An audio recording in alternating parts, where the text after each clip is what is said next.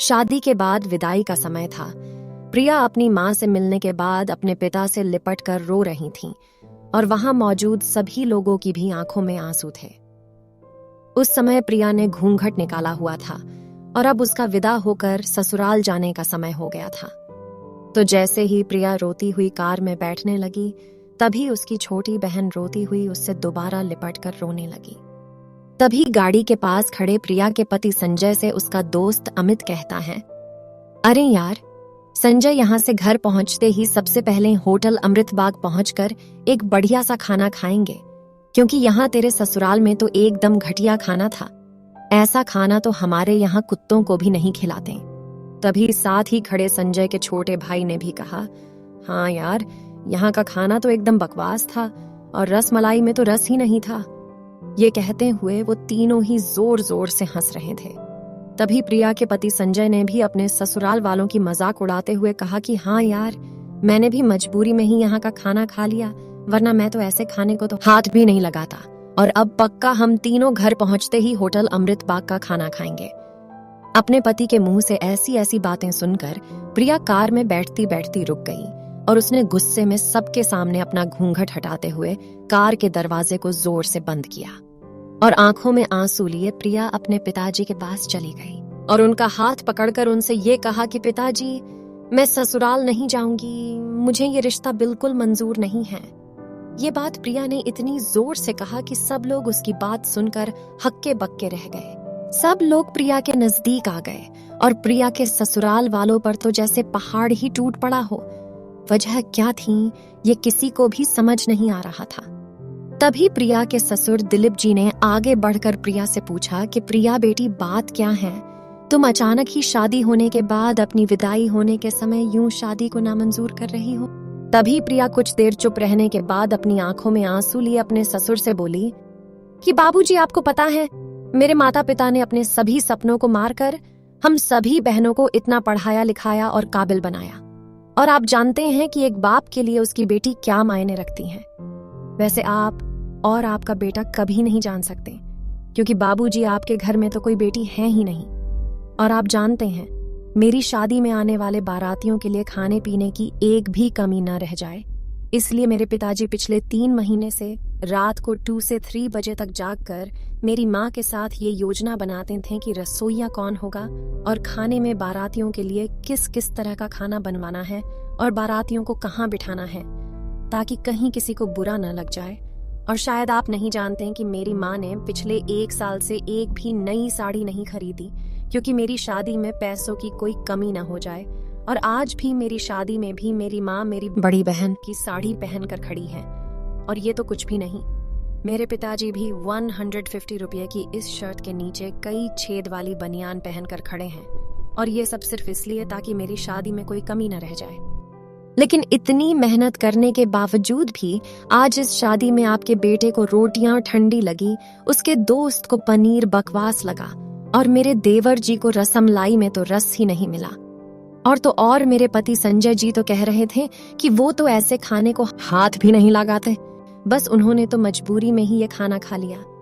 अगर सब कुछ इन्होंने मजबूरी में ही खाया है, तो इसकी क्या गारंटी है कि मुझसे शादी भी ये अपनी खुशी से ही कर रहे हैं। कल को अविनाश जी ये भी कह सकते हैं कि मुझसे भी इन्होंने मजबूरी में ही शादी की है। और प्रिया रोते हुए अपने ससुर से ये भी कह रही थीं कि जिस माता पिता ने मेरी शादी में दिन देखा न रात बस शादी की तैयारियों में लगे रहे, उन माता पिता पर आज आपके बेटे और उनके दोस्त यूं जोर जोर से हंस रहे हैं और उनकी इतनी बेइज्जती कर रहे हैं। क्या आपके घर में माता पिता की इतनी ही इज्जत होती है? तभी प्रिया के ससुर ने कहा कि बेटी, इतनी छोटी सी बात पर तुम इतना नाराज हो गई। तो प्रिया ने अपने ससुर की बात को काटते हुए कहा कि बाबूजी, ये छोटी सी बात नहीं है। अगर शादी के बाद मैं भी आपकी इज्जत ना करूं तो आपको कैसा लगेगा? ये सुनते ही प्रिया के ससुर ने शर्म के मारे अपनी आंखें नीची कर लीं। तभी प्रिया ने कहा, लेकिन बाबूजी, आप चिंता न करिए, हमारे अंदर हमारे अच्छे माता पिता के संस्कार हैं। किसी की बेइज्जती करना, ये सब हमारे माता पिता ने हमें कभी सिखाया ही नहीं है। ये सुनते ही प्रिया के पिताजी शिव कुमार जी ने आंखों में आंसू लिए अपनी बेटी को गले से लगा लिया और उससे कहा कि बेटी मुझे गर्व है कि तू मेरी बेटी है और अब तू शांत हो जा। बेटी तुझे मेरी कसम तू इन्हें माफ कर दे और खुशी खुशी अपने ससुराल चली जा। तभी प्रिया का पति संजय भी प्रिया के पिताजी और प्रिया से हाथ जोड़कर माफी मांगता है और ये कहता है कि बाबूजी मुझे माफ कर दो, सारी गलती मेरी ही है, लेकिन आज आपकी बेटी ने मुझे एक पिता की इज्जत करना सिखा दिया और आज के बाद मैं हर किसी के माता पिता हमेशा इज्जत करूंगा।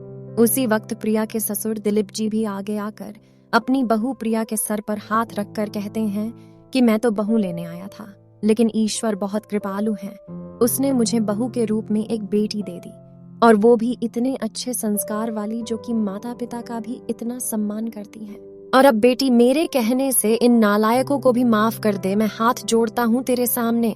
तभी प्रिया अपने ससुर जी के दोनों हाथों को पकड़ लेती हैं और कहती हैं कि नहीं बाबूजी, आप मेरे पिता के समान हैं, कृपया आप मेरे सामने हाथ मत जोड़िए। तभी प्रिया के पिताजी शिव कुमार जी भी कहते कि समधी जी, आप मेरी बेटी के सामने हाथ जोड़कर कृपया हमें शर्मिंदा मत कीजिए। मेरी तो आपसे बस इतनी ही प्रार्थना है कि मेरी हमेशा आप मेरी बेटी को अपनी ही बेटी समझना और इससे कभी कोई गलतियां हो जाए तो इसे माफ कर देना। तो दिलीप जी ने अपने समधी शिव कुमार जी का हौसला बढ़ाते हुए कहा कि आप बिल्कुल चिंता मत करिए, बल्कि अब तो प्रिया बेटी ही हमारे पूरे घर को संभालेगी और अब ये ही हमारे घर की लक्ष्मी है। ये सुनकर प्रिया के पिताजी बहुत खुश हो जाते हैं और अपनी बेटी को खुशी खुशी विदा कर देते हैं और प्रिया अब राजी खुशी अपने ससुराल रवाना हो गई थी और अपने पीछे छोड़ गई थी आंसुओं से भीगी हुई अपनी माँ और पिताजी की आंखें और अपने पिता का वह आंगन जिस आंगन में कल तक वह खूब हंसती खेलती थी। आज से इस आंगन की चिड़ियां उड़ गई थीं किसी दूर प्रदेश में। तो दोस्तों, बेटी माँ बाप का अभिमान वे एक अनमोल धन होता है और दोस्तों अपनी छाती पर पत्थर रखकर वो अपनी प्यारी बेटी और अपने जिगर के टुकड़े को उसकी शादी करके उसे विदा करता है। इसलिए दोस्तों, एक बाप अपनी बेटी की शादी करके वैसे ही उससे दूर हो जाता है और हमें उसका अपमान करके उन्हें और दुखी कभी भी नहीं करना चाहिए। दोस्तों, आपको ये कहानी कैसी लगी कमेंट में हमें जरूर बताइएगा। अगर आपको ये कहानी पसंद आई हो तो अपने दोस्तों के साथ जरूर शेयर करें और ऐसी ही प्यारी कहानियां सुनने के लिए हमारे चैनल को सब्सक्राइब कर लें।